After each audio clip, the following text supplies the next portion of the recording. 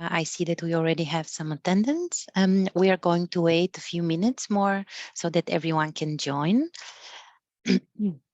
So just a few minutes more and then our webinar will begin.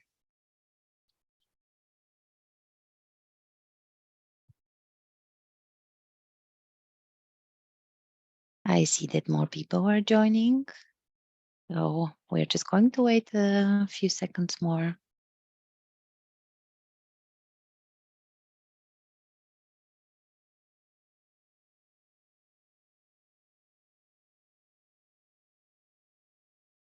Welcome to everyone who has already joined.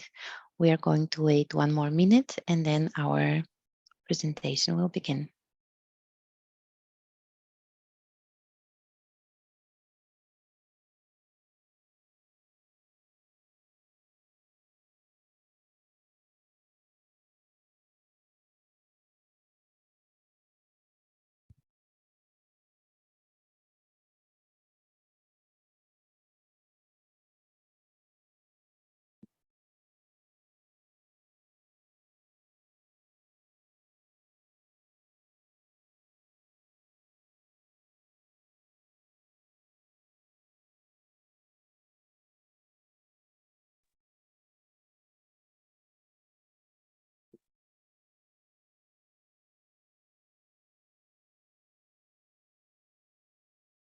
All right, I believe we can already begin.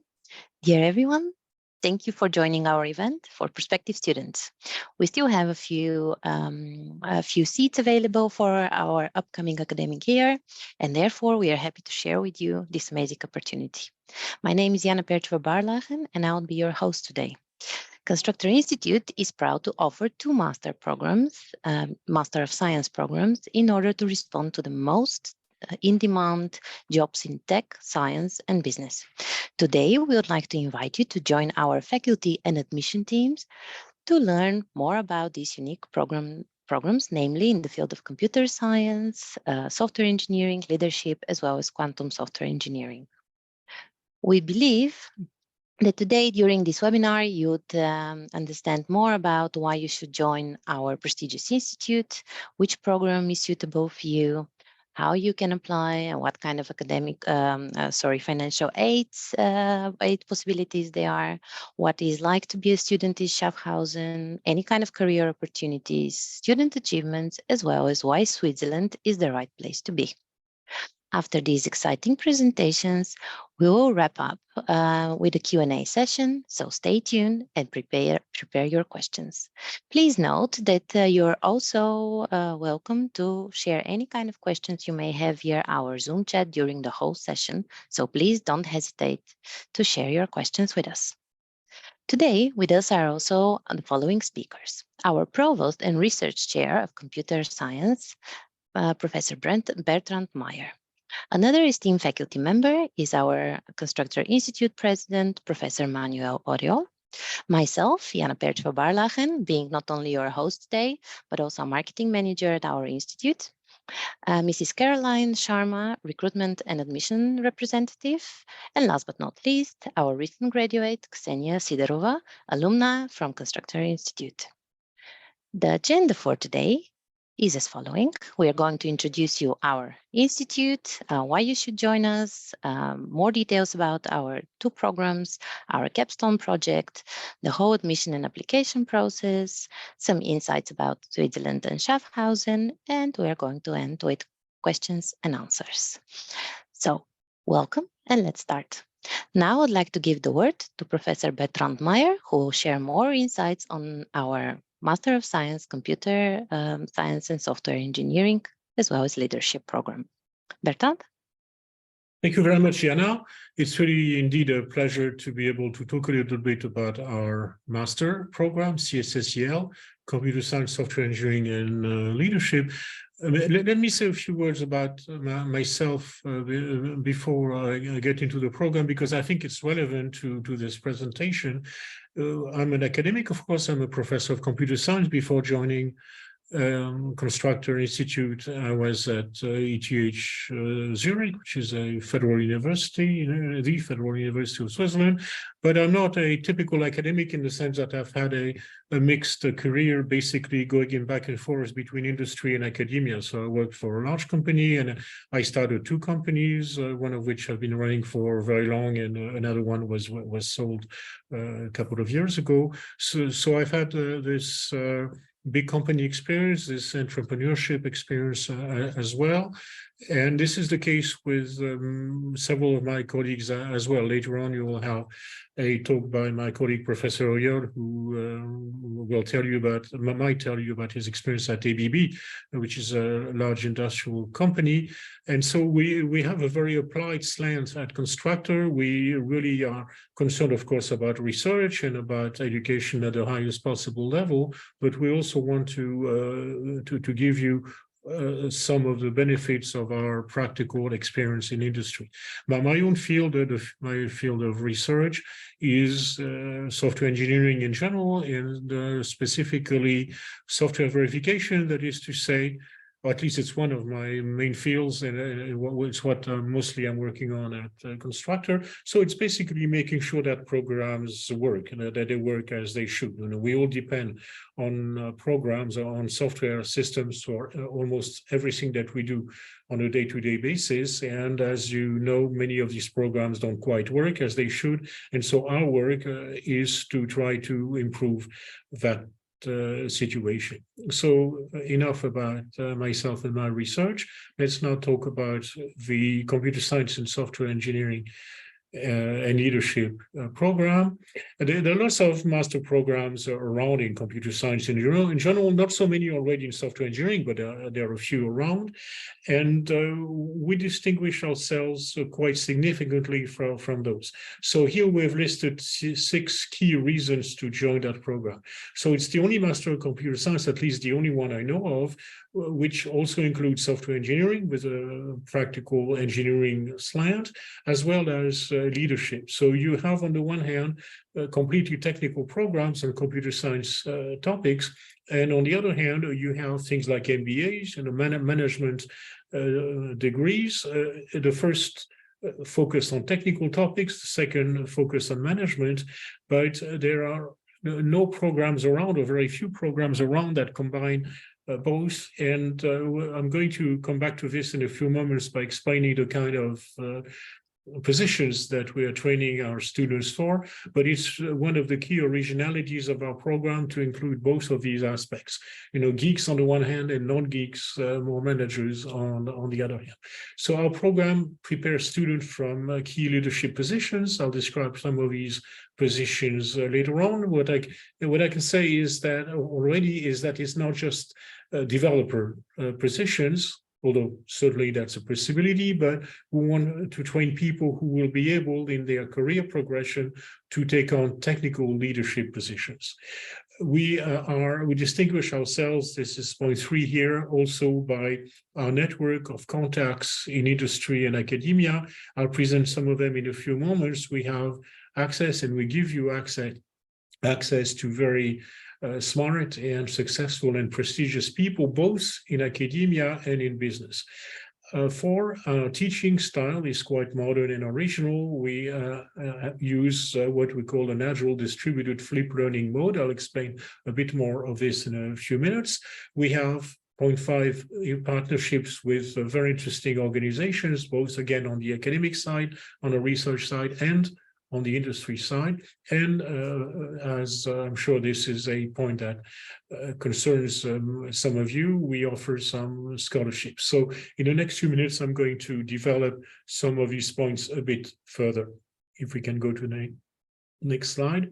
So what we offer is a unique blend of skills on the technical side, on the management side, and on the leadership side. So when we started this program, we asked our network of partners and people who are CEOs of tech or chief technical officers of technical companies at a very high level, and we asked them what they were really missing, where the pain is.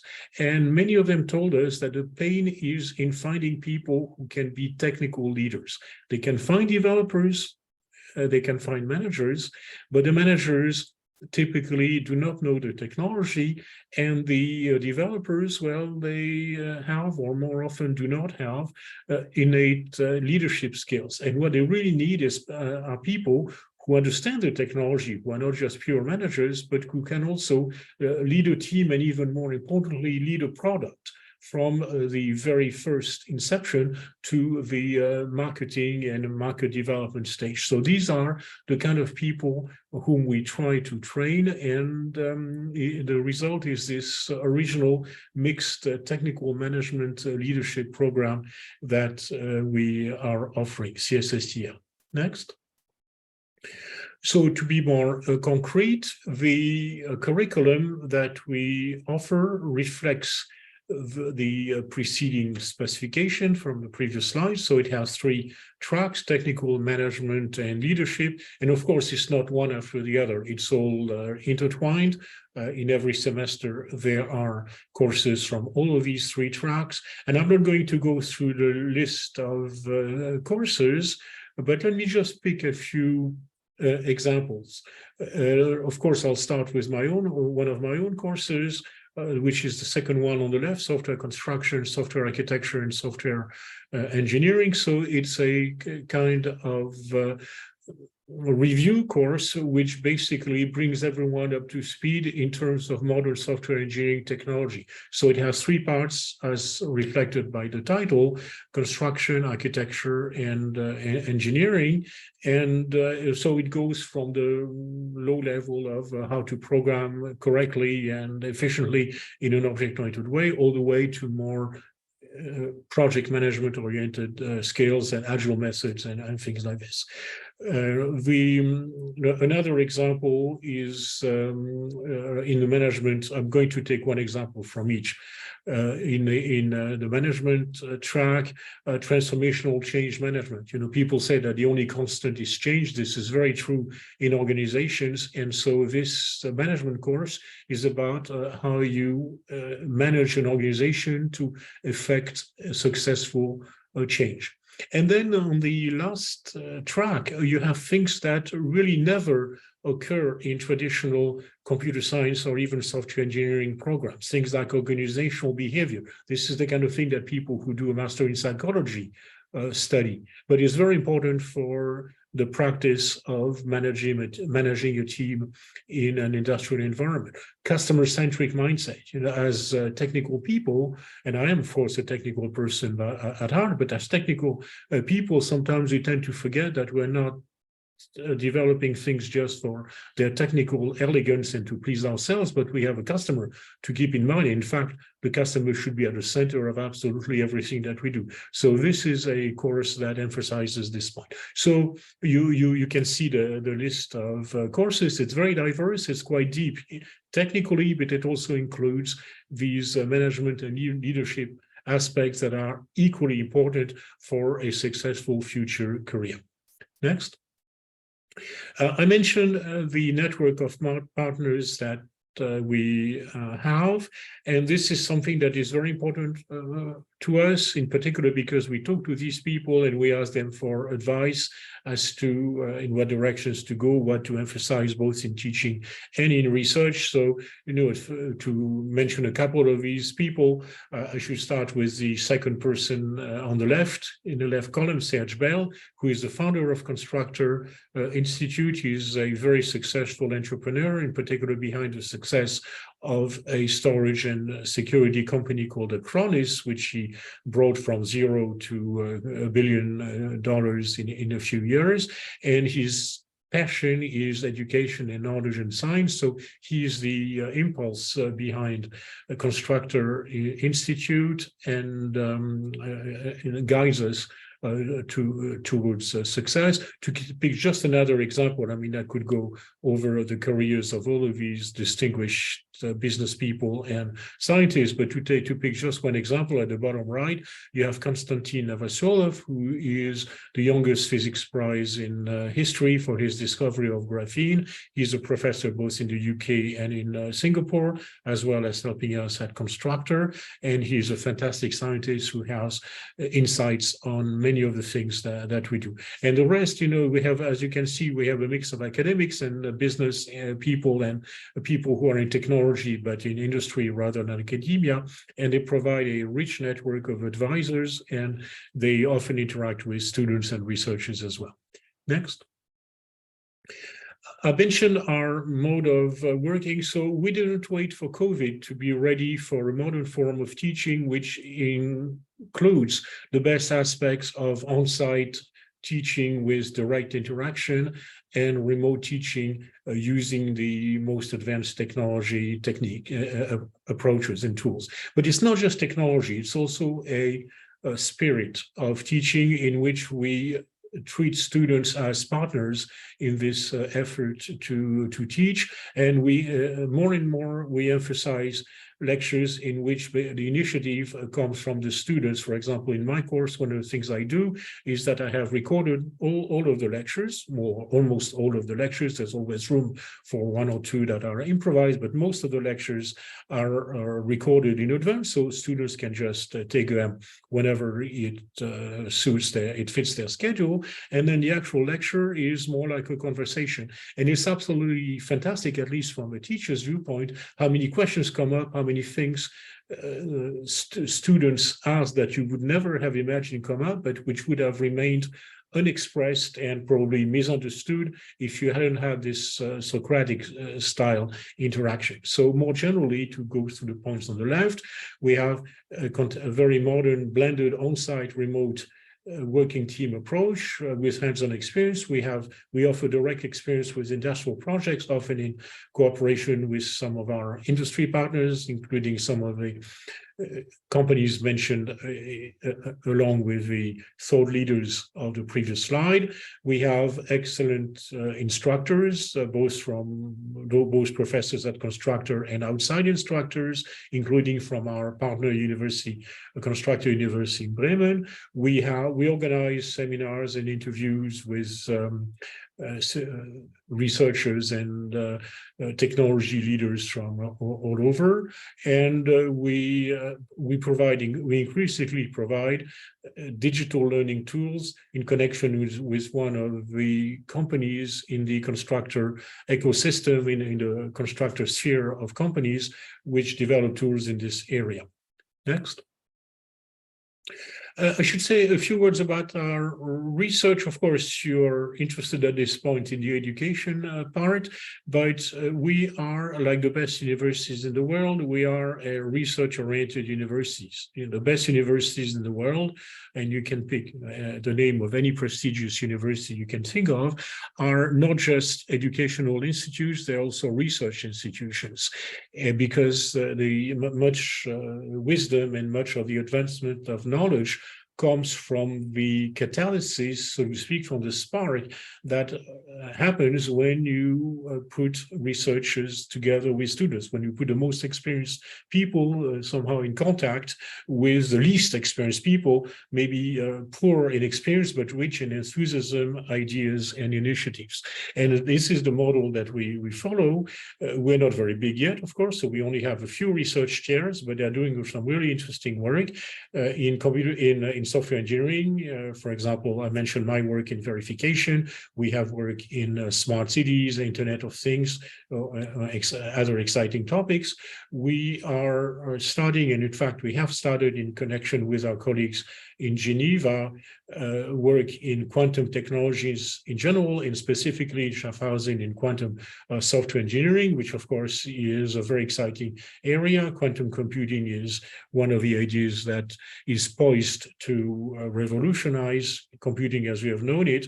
And we also have developments in things like digital learning, which I mentioned already, advanced AI support and artificial intelligence techniques for helping people to learn, as well as digital sports. Next. I've already mentioned that our teaching and our general approach to knowledge advancement is very practical. Of course, we don't neglect theory. Theory is very important, but we are closely connected to practice. So in particular, I don't need to say too much about this because Professor Oyol will talk about it. We have something that I always dreamed of having in previous academic experiences, which is the ability to have a program and a project, more precisely, that lasts over several semesters. In a typical university context, any project, even when you do have project, is limited by the framework of a semester, which is very short, and you never get to do the real stuff. The Capstone project makes it possible to do this. Just wait a few more minutes and you'll have all the details from Professor Oyol. We have summer internships available. We have a master thesis, so having a master thesis is standard in master programs, but what's original with us is that we offer not just one research master possibility, but two others. So the research thesis is the standard process of having a thesis in connection with one of the research chairs. It's very interesting, but it's not the only possibility. We also offer an industry track in which the thesis consists of doing an interesting project in a partner company. It needs to have some educational and scientific value to be a thesis, so it's also supervised by a professor from Constructor Institute, but it's done in a company and for the company. And we also have a formula which I haven't really seen elsewhere, which has been very popular with some students. It's a startup thesis whereby you come up with an idea for a startup business, for a new business in technology, and the thesis consists of preparing the business plan and also doing, of course, the technical work, to, ending up with an MVP, a minimum viable product or something like this. And we have had some really interesting such theses in the past few years. We, as mentioned already, offer access to seminars and talks by many thought leaders, and there are lots of career opportunities which result from all these possibilities. Next. So career opportunities. I mentioned that we want people who are both technically savvy and management savvy. So some of these positions don't exist anymore. They don't exist yet. I'm sorry, don't exist yet. They don't even have names yet, but they are going to appear as technology develops. But some of those we can see include things like chief architect, chief product officer, chief program officer, chief development officer, chief something officer. So you see the idea. It's people who can actually understand the technology, but take a project or an activity, a technical activity, technical area of a company and lead it to success, managing and mastering both sides of the equation, the leadership and management side, as well as the technical side. Next, and I believe last slide, how does it work in practice? So we offer three possibilities. The basic scheme is what we call the classic schemes. So it's a standard European style master, Bologna style master. And so it's for those of you who know the technical details of the Bologna system for education, for higher education, it's 120 credits. ECTS means credit, European Credit Transfer System unit, over 4 semesters, with the understanding that the summer between the second and third semesters can optionally be devoted to a summer internship. And of course, you have to work at it. You have to find a company that will host you. But we help. Of course, we support this by providing you access to many contacts. Then we have the fast track, which is essentially the same, except that it's a bit compressed. It's only over 3 semesters plus the summer. It's particularly appropriate for people who may be sent to do our program by their companies, and the companies, of course, wants them to come back as soon as possible. So it's possible to compress the 4 semesters into 3 if you work over the summer.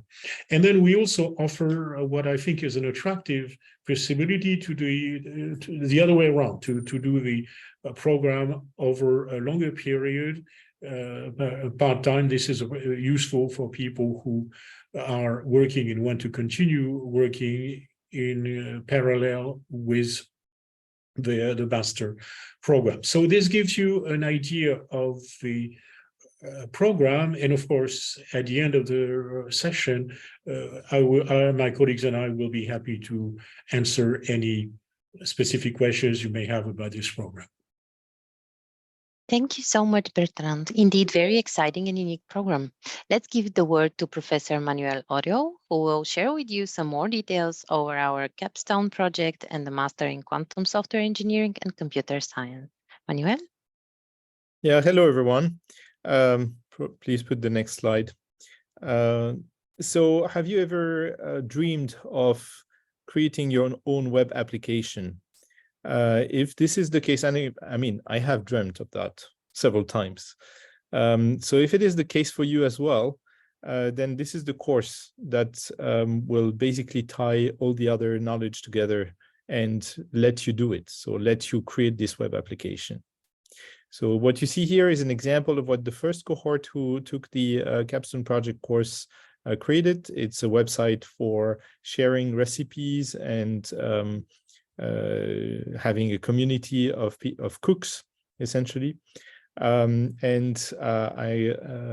encourage you to talk to our alumni to see whether they enjoyed doing it. Next.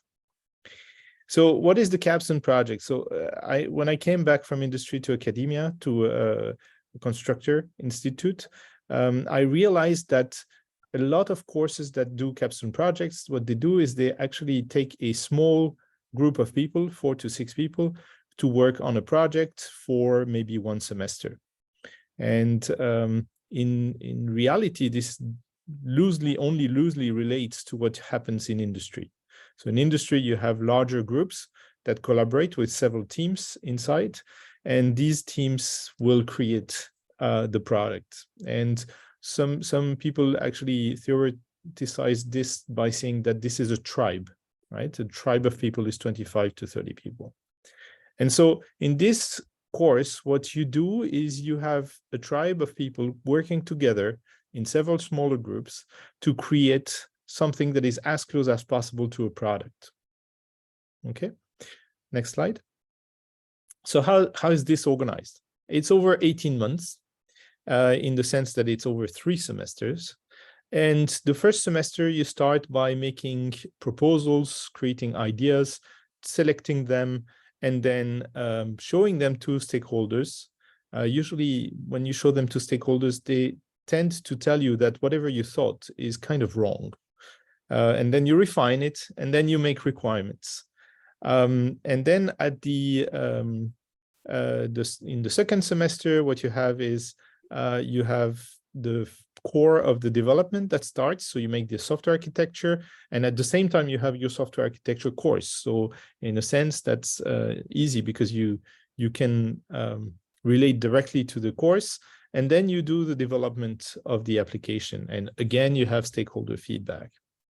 And then on the third semester, you actually include or integrate more advanced features, for example, the use of AI, the use of cybersecurity. You also go through 1 or 2 sprints of fixing whatever you have done before because you were rushing until the end of the semester to get anything deployed, right? And then you have the final stakeholder feedback. And overall, I mean, you can ask Ksenia her experience or some ideas about how this runs. You have to understand that the core of the topic here is not only to develop something, it's also to handle the teams, to work together, to make it simple to work together, and to realize that to make it simple, it's actually quite hard, usually. Next slide. So you can see a number of the main learnings. Some of them you probably have. You probably have used a Git repository, but you might not have used user stories or specified user stories, for example.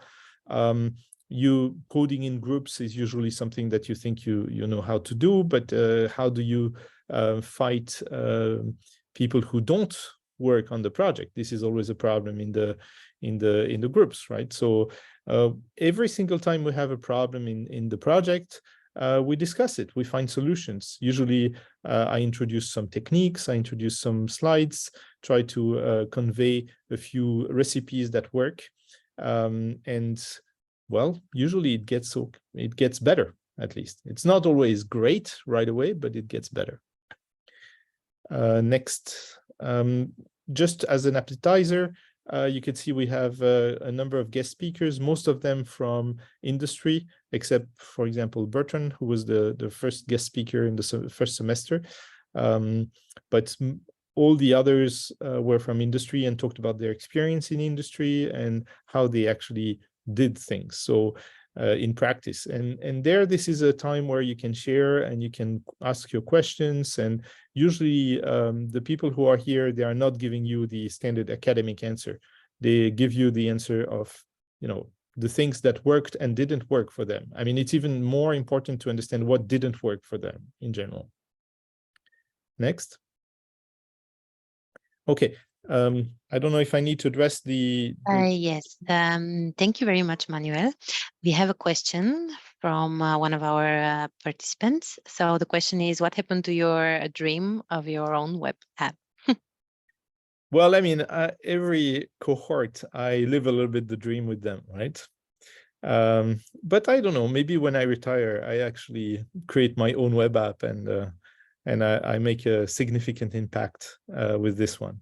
But more seriously, when I was working with ABB, I worked for ABB 10 years. For 10 years, we were having web apps for IoT systems, and we were developing them. So it was living the dream to some extent. Okay. Great, thank you very much. Can you continue with a little bit of presentation for our other program, Quantum Software Engineering and Computer Science? So let me give a few words about this one. So essentially what we realized is in Constructor Institute, we want to work on quantum. And we don't only want, we actually work on quantum software, quantum computing, quantum informatics, and the name of my chair is Quantum Software Engineering. So we have this dream, and we think that we believe that the future is quantum, and we want to educate the next generation of leaders on this. And not only quantum, but also software engineering and quantum. So it means that we teach the software engineering aspects and the leadership aspects as we do in the Masters in Computer Science and Software Engineering and Leadership. But we replace a few courses and the Capstone project with a quantum set of courses and project. And what it means is that you actually experience trying to develop something that is as close as possible to a product in this context for quantum systems. And I think personally, I mean, we start only this year, so I'm still looking forward to seeing the impacts that the students have, but I feel very excited about it. Next. Thank you very much. Thank you very much, Manuel and Bertrand, for telling us all about our programs and curriculum. Next is our alumna, Ksenia Sidorova from Belarus, who will share with you her experiences being a student at Constructor Institute and beyond. Ksenia, the floor is yours. Hi, everyone. My name is Ksenia Sidorova. I graduated from the university a long time ago. I studied at the Belarusian State University and graduated in 2008. I majored in applied mathematics and computer science and received my first master's a year later. I embarked on my software developer career while studying and already gained solid experience in this field. Nevertheless, I have always had a desire to study abroad, as I saw a really big difference in the educational approaches.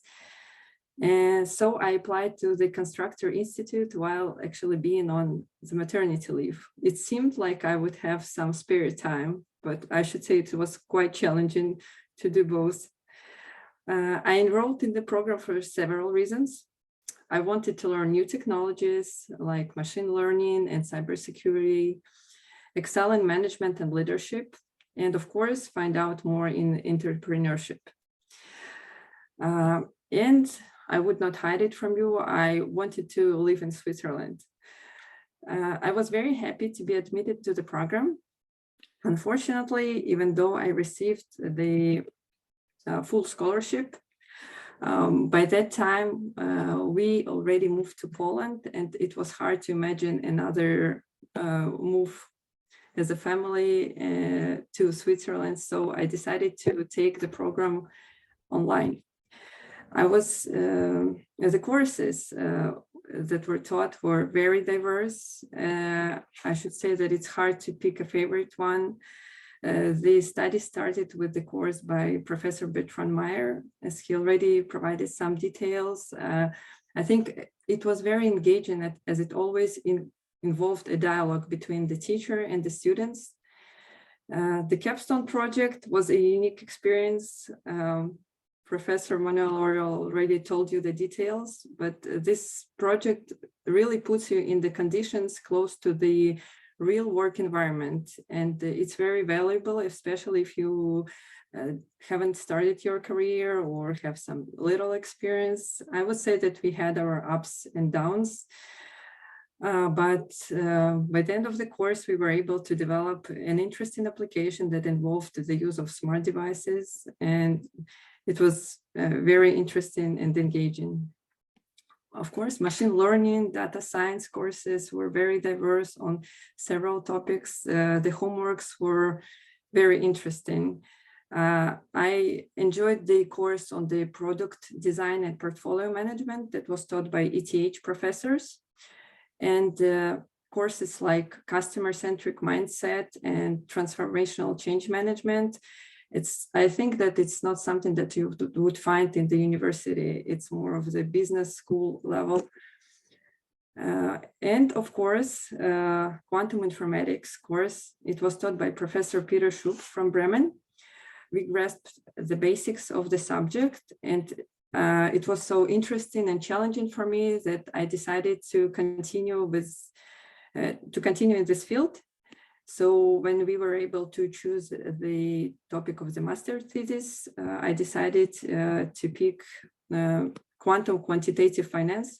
Well, actually not to pick, but to propose. And it was great because I got to learn what I wanted, what I was interested in, and I also received an award for the best thesis. Throughout the program, we had a lot of team projects, like so many that it's incredible. And we got to work with different people. Sometimes collaboration was challenging, but in other times working together and the team spirit resulted in very high quality results. I met a lot of interesting people, professors and classmates, and the knowledge that I gained is something that I can definitely apply in my work. I was lucky to be able to go to Switzerland a couple of times and meet everyone in person. I think it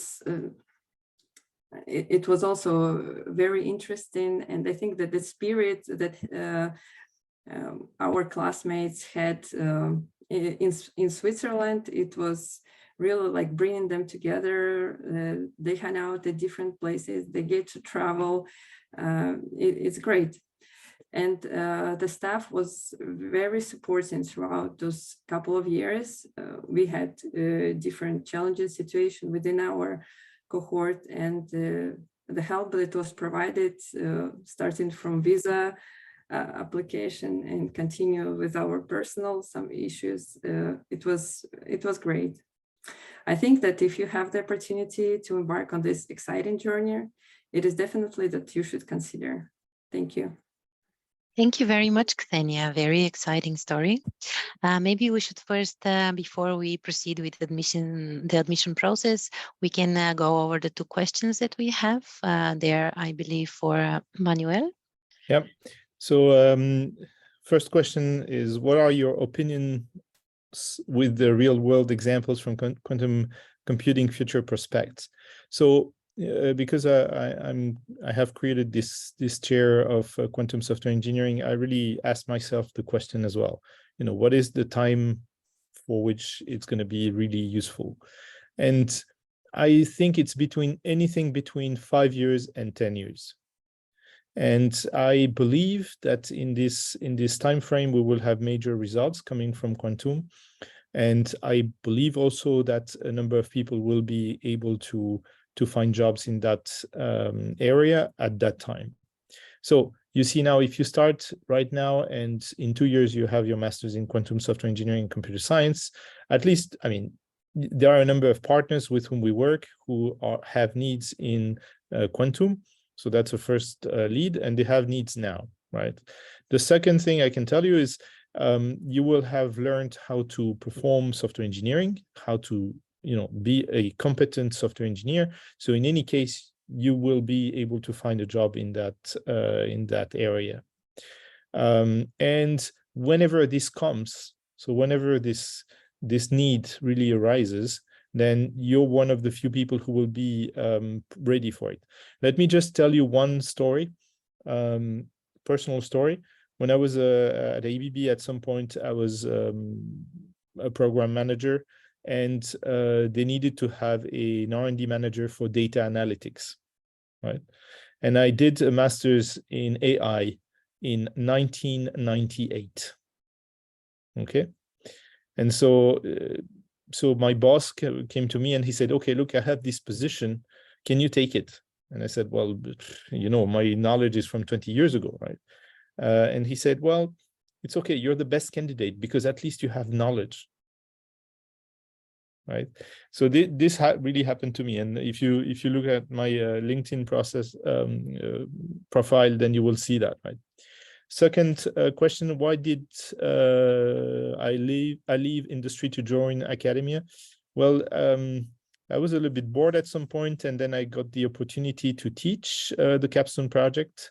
And I realized that I found a lot of purpose by doing so, by working with students, by trying to see how students could benefit from my experience.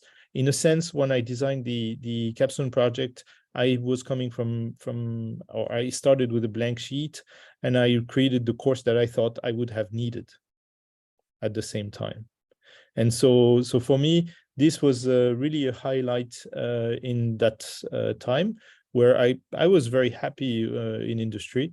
But then when there was an open position and I received an offer from Constructor, then I thought it was a good move. I'm not saying I'm not going to go back, though. Who knows, All right, thank you very much. I would suggest to continue our presentation with the admission process, and then we are going to answer all the questions that are relevant in the chat as well as in the Q&A session. So please stay with us till the end of this webinar. So now I would like to introduce Caroline Sharma, who is our recruitment and admission counselor, and she's going to fill in all the gaps and answer all the questions you may have regarding our admission and recruitment process. Caroline? Thank you, Jan. Thank you, Jana. I have the pleasure of being in contact with many of you as you're trying to find out all the practical aspects of how you would apply and possibly enroll in the program. I will try to answer all your questions, but still be brief to get back to those exciting discussion with Professor Oriel and Meyer. So I'll start with information on the fees and scholarships. So as you'll see, different tuition fees per year, depending on if you are EU EFTA student or non-EU and non-EFTA student. We are very lucky, as we've been talked about previously, to be able to offer scholarships to our most deserving candidates to help them enroll in the program and kickstart their career. So we do have two different types of scholarships. One that just covers the tuition application, and excuse me, students are there also then responsible for covering their living expenses while enrolled in the program. And we are also able to offer some full scholarships that include tuition waiver plus a stipend while students are physically located in Schaffhausen, Switzerland. These are all, both of these are merit-based, and we take into account the required documents for the application process, which I'll talk about in a bit, that your previous academic and professional experience, and the admissions interview, which I will also talk about in just a moment. So you can move on to the next. So what's the application process? We ask that you send us your required documents by email up until the 31st of August. But I think as been mentioned earlier, the quicker you can apply, the better, to allow you to, if you are admitted, to organize yourself and be ready for the start of classes. So what we would ask you to send us is your diploma and transcript, personal statement, CV, resume, and your ID, passports. English certificate and letters of recommendation are optional. And excuse me, once we've received those documents, then I will be in touch with you to shortly schedule a 20-minute interview with one of our members of our faculty. And then on the next slide, steps have been done, then I will be back in touch with you with our admissions decision and scholarship decision, if we're able to award and what type of award. A little bit more to go back just quickly, a little bit more about the interview to make sure our applicants are well prepared. So it is 20 minutes where we'll ask you to briefly introduce yourself and your background, and then you'll be asked a few technical computer science and software engineering questions, and then there'll be also a last chance to ask any pertinent questions with the faculty member. And so again, once that has been done, we'll email you with our offer, and I'll work with you to help you enroll. So you can go to the next slide. So now I'll go the cost of living.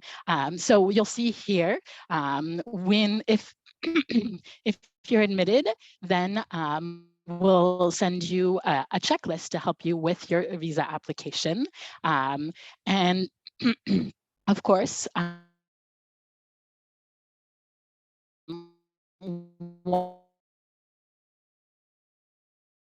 of the things that will be then, of course, as has been mentioned, I believe, we do have a very diverse student body coming from really all over the world. We are used to having students still be in the process of you're able to enroll online at first, and then because of how wonderful and what it's Schaffhausen, we ask that you arrive as soon as possible once you've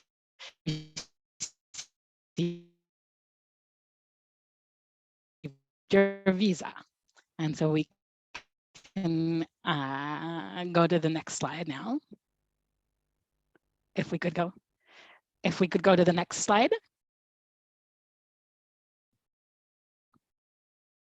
Perfect. Well, indeed, I'll go quickly through. I'm sorry, I think there was a little break. If you could go back to Schaffhausen, the slide on Schaffhausen, and I'll just mention quickly, Schaffhausen is a really great place to live and study. Of course, great quality of life, being in the nature. And also one of the reasons why we're located in Schaffhausen is really because of the location, being close to Zurich, being close to Germany, many other countries, Schaffhausen being a very innovative and dynamic place to study and possibly work. It's a wonderful place to be. So in the next slide, it talks a little bit about the cost of living. You'll see, to just give you an idea. Of course, it really depends on each person, but just to give you an idea. And we'll move on to the next slide. I think that might be my last one, and I'll be happy to answer any specific questions. There we go. Well, thank you very much. Thank you very much, Caroline. Very useful information we can share with our prospective students and all attendants. If you have any kind of questions about admission and application process, just type it in, and then we are going to answer anything relevant in that aspect. And let's just go back to our questions. So we had one question on how easy it is to get a job after the CSSL master course. So this may be for Bertrand, since he's the head of this program. So, sorry, what is the question? I don't see it.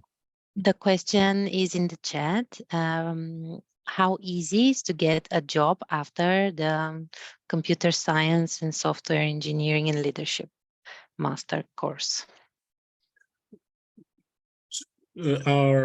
So I described the purposes of our program, and I think I can say that the purposes are fulfilled, and the students that we have had in the past 2 years have had no difficulty finding jobs.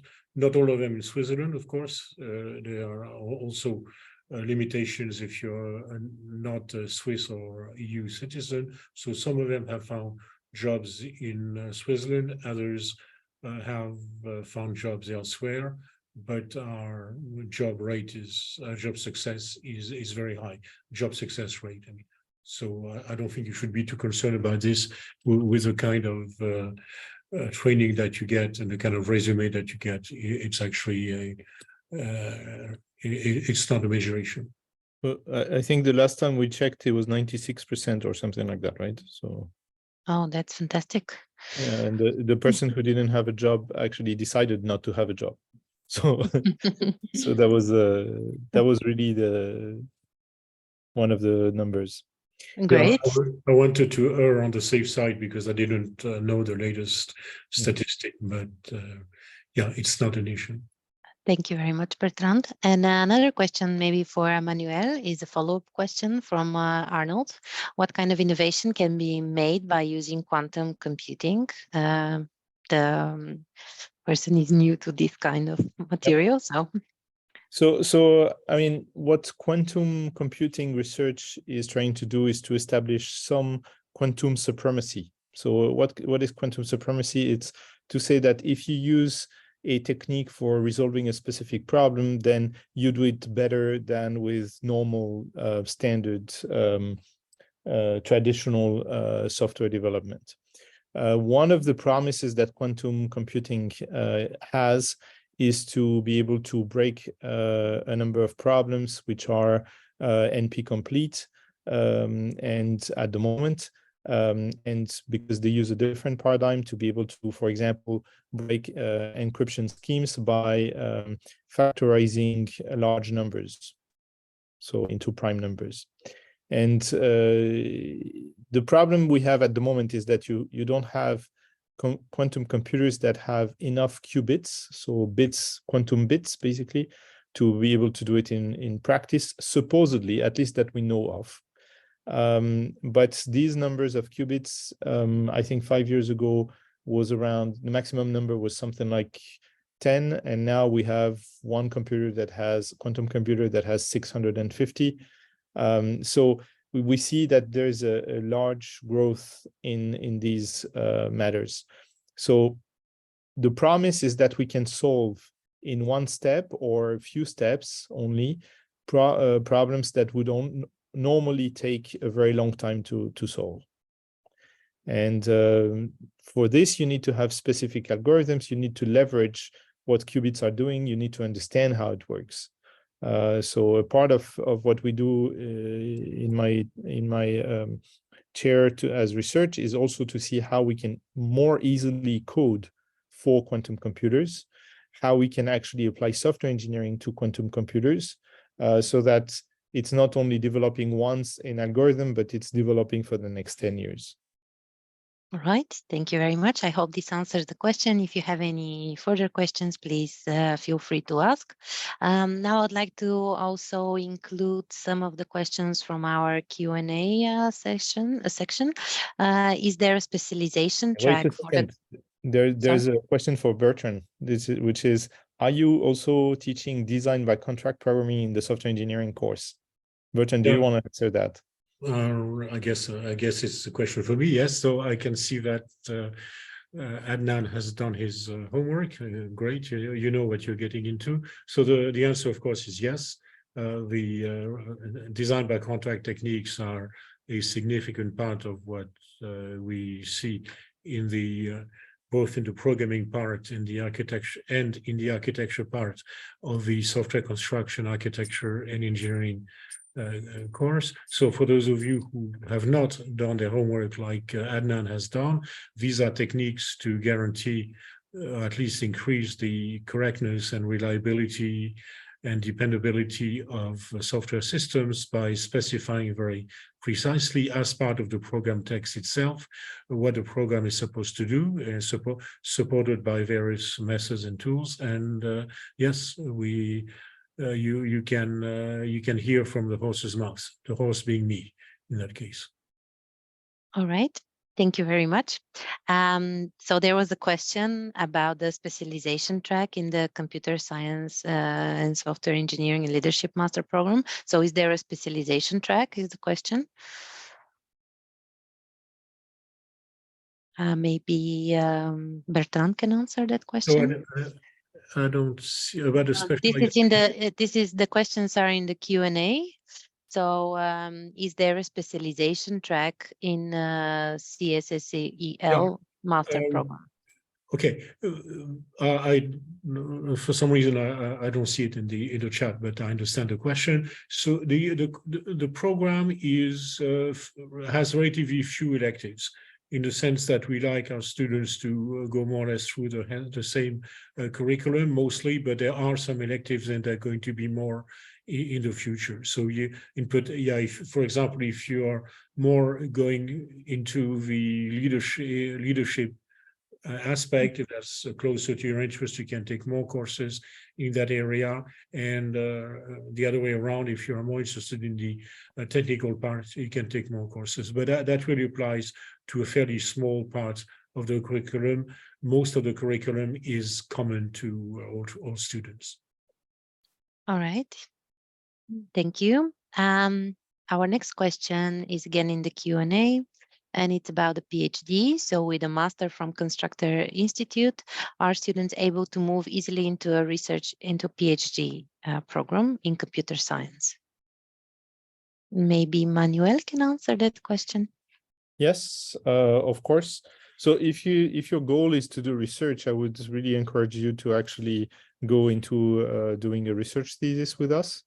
Then, of course, this is an entry point for doing a PhD thesis afterwards. But I mean, it's not always necessary. So even if you do an industry thesis or a startup thesis, you can actually do research because you learn some of the fundamentals that you would have there. And one of the fundamentals is to write the thesis, to actually do search on or to perform search on various topics and finding what is the research results, which is something you do everywhere in all the thesis. Just for your information, one of my PhD students is actually coming from the master's, and she did a startup thesis before.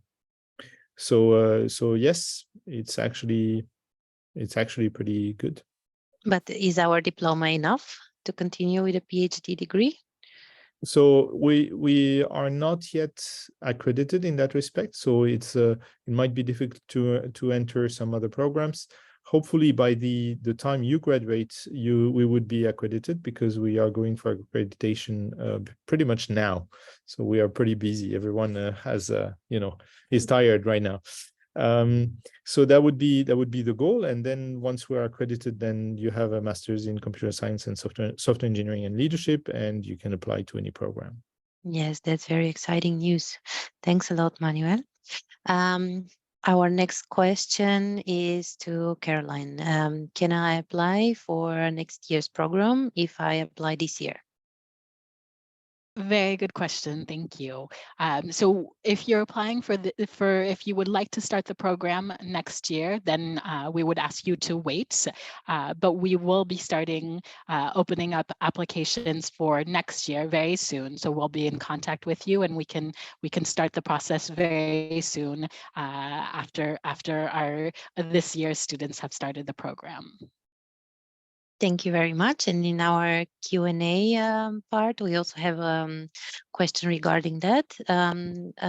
Student is saying, I applied through the Constructor website and have been offered admission. Do I still need to send my documents via mail? Caroline, maybe that's for you. Indeed. So if you've already been admitted, then you don't need to follow that process that I mentioned. But you're welcome to be in contact with me and to make sure that you have all the information for the start of classes. Thank you very much. Caroline is always open to any further questions, and even if you have been admitted, she can always help you with any further information. So again, to Caroline, if some documents like optional ones have not been submitted by the applicant, can they still get full scholarship? Yes, indeed. The good news is absolutely possible. We really only, of course, optional documents are great if you have them, but they are not counted against you either in the admissions process or in receiving a scholarship. All right. Thank you very much. We welcome any other questions. I hope we have answered all of the questions that are in the chat and also in the Q&A answers. I see that there are also some questions via email by participants who probably have placed them earlier there. Just 1 second. We have a question from Tatiana. She says that unfortunately she had to disconnect, but her question is that Bertrand mentioned that there would be a programmatic marketing. Does that mean that there are any marketing related classes? Bertrand, maybe you can answer that. Absolutely. There are several marketing related classes in the program. So for some reason, programmatic marketing was appearing on the technical side, the technical track, but it's really because it's a hybrid. It belongs both to the technical track and to the marketing, to the management track. But yes, there are several courses that directly address marketing.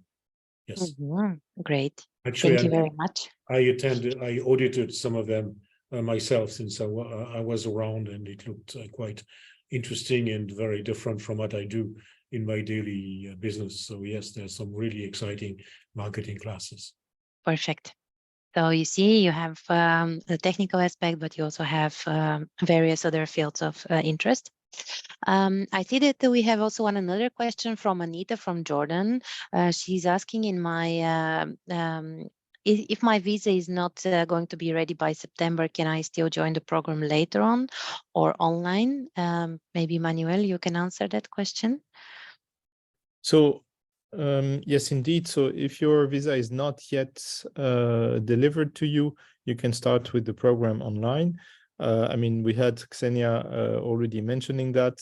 She thought she would be coming, but then she continued online. I think the experience is not exactly the same. It's a little bit less intense and a little bit less enriching if you don't come, because we have a couple of events on site that, of course, you cannot attend. but also, simply you don't have access to the professors anytime, right? At the moment, we're a very small structure, and I think it's quite important that you have direct contact with people. So we, in most cases, we are discussing on a first name basis. I mean, I'm not calling Ksenia just because it's this presentation. It's just because she's been in my course, and I call all my students with the first name. And I think they do call me with my first name as well. That's because the proximity creates contacts and opportunities for discussions. But if you don't have your visa yet, then yes, you can start. Everything is done so that you can do it with minimal loss, at least at the beginning, right? I would recommend still that during your master thesis, you would come as a need, because then of course you benefit from the contact with other people who do the master thesis or who are PhD students or postdocs, and that makes a whole lot of a difference. That's great news. I'm just going to refer here to another question from Renee, who is asking, please, so what's the date for starting the academic year? Is it 1st of September? Maybe Bertrand can answer this question. We follow the Swiss academic calendar, for which the first semester goes this year. I mean, changes a little bit every year, but this year the first day of the semester is September 18th, and the last day is just before Christmas. I think it's the 20th, give or take 1 of December. So that's for the beginning of the semester. Yes, thanks a lot. Maybe we can answer also the question for Caroline and Bertrand. When are you planning to start a foundation course in our institute? Yeah, so this is something I indeed mentioned to Ilya when we talked a few days ago, when I interviewed him a few days ago. It's not confirmed yet. So this is, if you like, tentative. Don't go and announce it on Facebook, TikTok, and so on yet. But it's something that we're very seriously considering. The name foundation course may remain, or it may be another name. And the idea, which I mentioned to Ilya, is the following. We see a number of candidates who have very good potential, but who are not up to speed yet in terms of the basic computer science and software engineering background that we expect, as have the candidates who have a bachelor degree in the corresponding fields. And so what we are preparing, again, subject to confirmation, is a 1-semester foundation course, which will essentially concentrate into 1 semester. This year it would be the first semester, the spring semester of 2024, some of the key knowledge and topics that you need and which we normally would have learned in a full-fledged bachelor program. So that is the idea. We will know very soon if it takes place in 2024 or not. We will, of course, inform all the people concerned. And so, when are you planning to start it? The answer is we are planning to start it in February of 2024. How long does it take? It will take 1 semester, but again, it is not confirmed yet. And does it mean that if we introduce it, whoever has followed this course, they automatically are going to be accepted in our master program? I wouldn't say automatically, because nothing is ever automatic in this kind of situation, but I would say they have a very high chance of being accepted, because this is exactly the idea. Because we know what we expect our students to know. We know what we expect, what skills we expect them to master, and this is exactly the kind of skills and knowledge that we're going to teach in our master program. So I would say, I'm careful about using the word automatic, knowing that this seminar is being recorded, but seriously, if you take this course, this foundation course, and do well, if you succeed, then yes, you will be a prime candidate for the master program next year. Great. Thank you very much, Bertrand. Maybe an additional point. At the moment, we have a limited number of seats per program. So we have 25 seats per program maximum. So of course, if we have very large attendance, we cannot guarantee that you will always take precedence, but this is the intention, at least, that because we know how good you have become or you are, then we can assess that you will be a great candidate for this. Lovely. Something like priority boarding. You All can right. put it that way, first glance, yes. Thank you. We have another question, maybe to Caroline, about the proof of finance. So is this required for someone who would have a full scholarship? Very good question. So it wouldn't be required. It would our offer of admission and our offer of a scholarship that goes with it would suffice for the visa requirements. All right, thanks a lot. Yeah, perhaps I can add a word about this, which is that the proof of finance is in part a requirement from the Swiss government authorities, who want to make sure that if people come to Switzerland and they have the means to sustain themselves. And so the way to sustain yourself can include the scholarship, but it may not be enough. Okay. Right. Yeah. Thank you. We have one more question in our Q&A section. My diploma is in Arabic. Do I have to translate it, given it is EU accredited? Caroline? Yes, so we would ask for translation from a transcript that was in Arabic.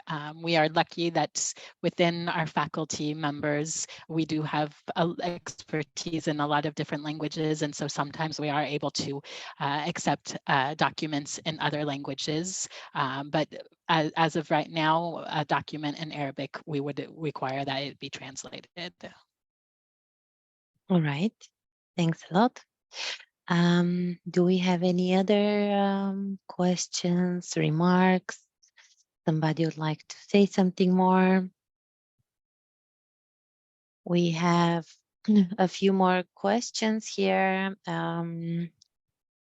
about, is Switzerland suitable for people from different cultures? Do I need to know German or any other official language in Switzerland? So, Caroline, would you like to answer that? Yes, with pleasure. So indeed, just as in moving in many places in the world, learning the basics of the local language, so German in this case, is important, both to be able to integrate properly and make the most of your time in the program and in Switzerland. But it's not required. You know, Switzerland is really an international place, and you don't need to you don't have to know German in order to live in Schaffhausen. But again, you know, it is wonderful, important for integration and for your experience. Switzerland is, I would say, in a sense, by nature, a very international place, being a country that has 3 official languages and a lot of differences between the different cantons in Switzerland. So Switzerland, it's a very unique place to live, and I believe that everyone who moves spends time really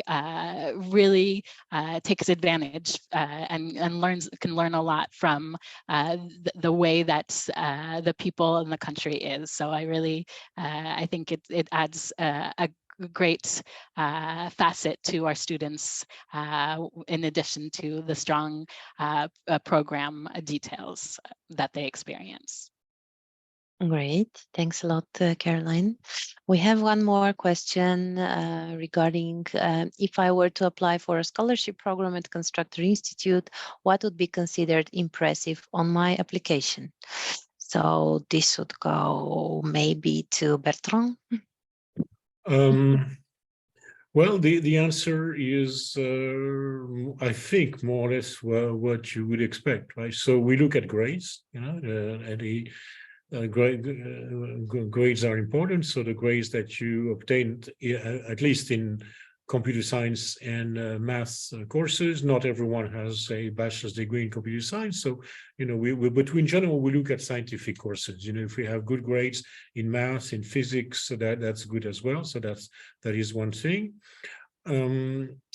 Anything that shows an interest in technology, of course, if you have done some research already, if you've published, if you have done some work with a professor, maybe that has attracted some attention. That's what we're looking for. We're looking for people who, don't just sit in their chairs, but go out, try things, have interesting experiences, in particular in the area of new technologies.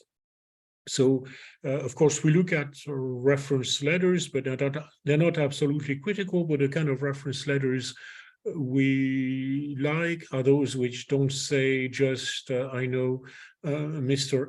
X or Mrs. Y, and he or she has been a very good student in my class. Okay, we can read the course grades, but a more interesting reference letter is one that says that you have done something that other students have not done, like a course project or a science project or some outreach activity to society. So that's what we look for, people who are go-getters, who don't just do what they're told to do, who don't just sit in the classroom and receive knowledge, but actually want to bring something to the world by themselves. So that's the kind of thing we look for.